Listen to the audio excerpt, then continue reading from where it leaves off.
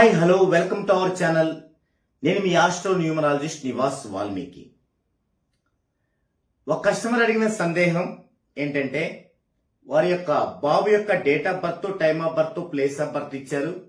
Okay, అయితే వారికి ఇంకా పెళ్ళి అవ్వట్లేదు. అంటే 39 సంవత్సరాల వయసు వచ్చింది కానీ పెళ్ళి అవ్వలేదు. మరి ఎందుకు? అవుతుందా లేదా? ఎప్పుడు అవుతుంది? ఇవన్నీ మన దానిలో ఒక సర్వీస్ ఉంటుంది. అది అబౌట్ మ్యారేజ్ అనే ఒక సర్వీస్ లో ఇదంతా ఉంటుంది. మీరు గనక మన ఛానల్లో ఆ వీడియో కూడా చూడండి, మీకు అర్థమవుతుంది. అబౌట్ మ్యారేజ్ అనే సర్వీస్ ని ఎలా చేస్తాము ఏంటి అనేది మీకు తెలుస్తుంది. అయితే వీరి బాబుకి ఎందుకు పెళ్లి అవ్వలేదు అనేది చూద్దామండి. 10/3/1986 10/3/1986 6:55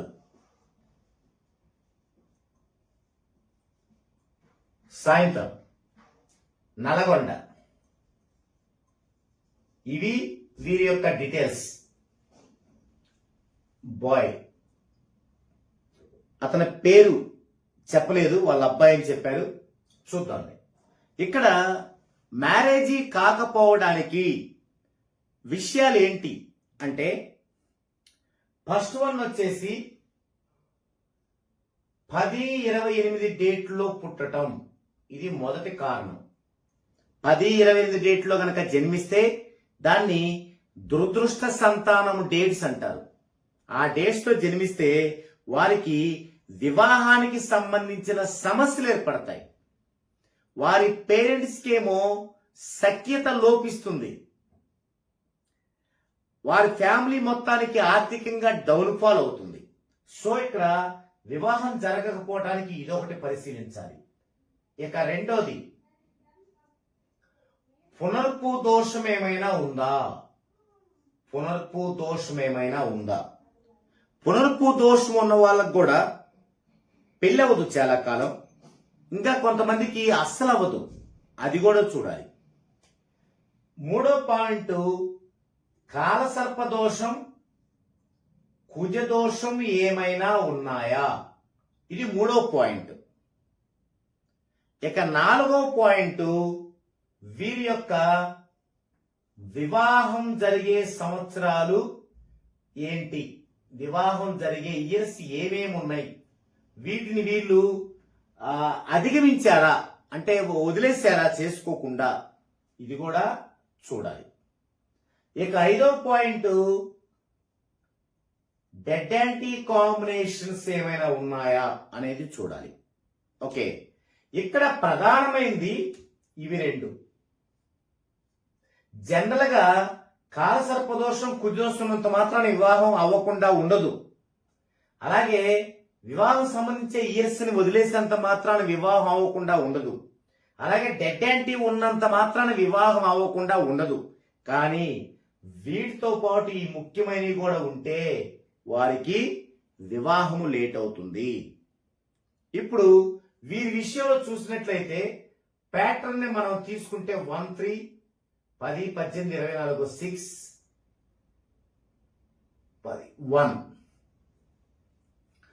ఇంకా 6th పాయింట్ కూడా ఉంది. అదేంటంటే ప్యాటర్న్ లో 3 6 8 9లో ఏమైనా 2 ఉండకూడదు. ఇప్పుడు వీరి ప్యాటర్న్ చూస్తే ఏమైంది, ఫస్ట్ 10వ తేదీలో పుట్టారు. Okay, fix. వివాహానికి సంబంధించిన ప్రాబ్లమ్స్ ని ఫేస్ చేయాల్సిందే. ఓకే, తర్వాత ప్యాటర్న్ లో చూడండి 3 6 ఉంది. 3 6 8 9 ఈ 4ట్లో 2 ఉండకూడదు. అంటే ఈ ప్యాటర్న్ లో ఇంతవరకే చూసుకోవాలి వాటిని. డెస్టినీతో పని లేదు. మొదటి 3 వీటిలో ఏవైనా 2 ఉండకూడదు. ఒక్కోసారి 3 అనే ఒక్కటే 3 ఉండకూడదు. అంటే 2 సార్లు వచ్చిందా, వీటిల్లో ఏమైనా 1 గానో 2 గానో 2 సార్లు వచ్చిందా, వారికి వివాహం లేటు. డేట్ ద్వారా తెలిసింది వివాహ సమస్యలు ఉన్నాయని, ప్యాటర్న్ ద్వారా తెలిసింది వివాహం లేట్ అని. ఇప్పుడు ఆస్ట్రాలజీ పరంగా రాశి చక్రం వేసుకొని చూశాను. అలా చూస్తే ఏమైందంటే శని చంద్రుడు కలిసి ఒకే రాశిలో ఉన్నారు. దీన్నే పునర్పు దోషము అంటారు. శని చంద్రుడు కలిసి ఒకే రాశిలో ఉంటే దీన్ని పునర్పు దోషం అంటారు. ఈ పునర్పు దోషం అనేది ఏమవుతుందంటే జనరల్ గా ఉంటది. అది ఎప్పుడు క్లిష్టమవుతుందంటే ఈ అబ్బాయి యొక్క పేరెంట్స్ లో గనక బాగా నెగిటివ్ ఉంటే ఇది జటిలమవుతుంది. పునర్పు దోషం జటిలమయ్యి ఆ పేరెంట్స్ ఫ్యామిలీ మెంబర్స్ యొక్క నెగిటివ్ అంతా దీనికి తోడవుతుంది. గాలికి నిప్పు తోడైనట్టు ఆ తోడయి అది ఆ నిజమైన నిజాన్ని ఇంకా బలపరుస్తుంది. ఇది వివాహం అవ్వకూడదు అని. అందుకు వివాహం అవ్వలేదు. మరి వాటికి తోడు మిగతా ఏం చేశాయి? కాలసర్ప దోషం ఉంది. ఎలా ఉంది? ఎలాంటి కాలసర్ప దోషమో తెలుసా? జనరల్ గా కాలసర్ప దోషాలు లగ్నములో రాహు ఉన్నా, లేదు రాహు షష్టమం సప్తమం అష్టమములో ఉన్నా, లేదా వ్యయములో ఉన్నా, లేదా గురువుతో కలిసిన కాలసర్ప దోషం ఉంటుంది. అవి చాలా మామూలు కాలసర్ప దోషాలు. ప్రతి 100 మందిలో 90 మందికి ఉంటాయి. అయితే అవి కాదు, బలమైన కాలసర్ప దోషాలు ఉన్నాయి. అవేంటంటే ఒక రాశి చక్రములో గ్రహాలన్నీ కూడా ఇలా 12 రాశులు ఉంటాయి. గ్రహాలన్నీ కూడా రాహువు కేతువు మధ్యలోనే ఉంటాయి. ఇటే ఉంటాయి, యువతలు ఉండవు. జనరల్ గా గ్రహాలు ఏంది? రాహు ఉండదు, కేతు ఉండదు, అటుంటే ఇటు అట్టుంటాయండి. కానీ ఈ యొక్క బలమైన కాలసర్ప దోషాలు ఉన్నప్పుడు రాహుకేతుల మధ్య మొత్తం గ్రహాలన్నీ కూడా ఉంటాయి. అప్పుడు అది కూడా వివాహానికి సంబంధించి ప్రాబ్లం అవుతుంది. అందులో మొత్తం 12 రకాలు ఉంటాయి. ఆ 12 రకాల్లో కొన్ని వివాహానికి సంబంధించి ప్రాబ్లం అవుతాయి, అలాగే కొన్ని బిజినెస్ కి సంబంధించి ప్రాబ్లం అవుతాయి, కొన్ని బంధువులకు సంబంధించి ప్రాబ్లం అవుతాయి, కొన్ని ఆయుష్కు సంబంధించి ప్రాబ్లం అవుతాయి. ఇవన్నీ కూడా మన ఛానల్లోనే ఒక వీడియోలో చేయడం జరిగింది. మీరు దాన్ని చూడొచ్చు. ఏ ఏ కాంబినేషన్ మధ్యలో ఉంటే దాన్ని ఏమంటారు, ఎవరికి ప్రాబ్లం అనేది చేశాము. అది మీరు చూడొచ్చు. ఓకే, తర్వాత ఇక పోతే వివాహానికి సంబంధించిన ఇయర్స్, అలాగే కుజదోషం కూడా. జనరల్ గా కుజదోషం ప్రాబ్లం కాదు, కానీ ఇవన్నీ ఉన్నప్పుడు అది కూడా గాలికి నిప్పులాగా తోడవుతుంది అనమాట.